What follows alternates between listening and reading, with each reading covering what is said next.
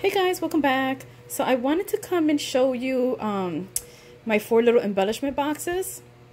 So Tony CraftPurge is hosting her first YouTube swap.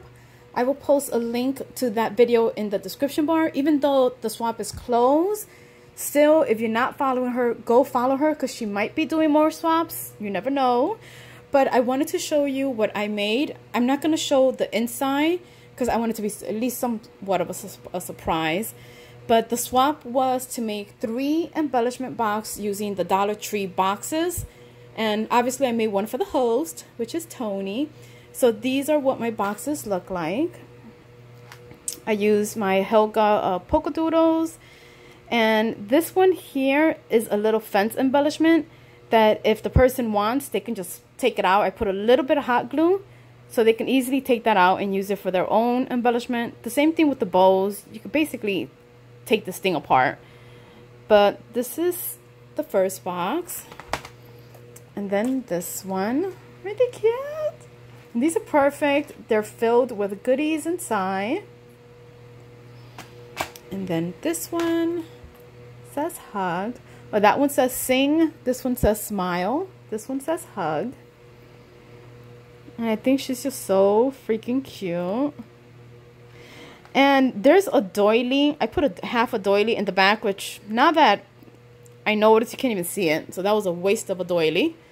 But I guess it's still like a little peekaboo. Well, not really. Yeah, it was a waste of doily. And then this one says beauty. And this is Helga. She's holding a little, I guess, Happy Mail letter. Aren't they cute? So these are my 4 boxes, because obviously I'm making one for the host.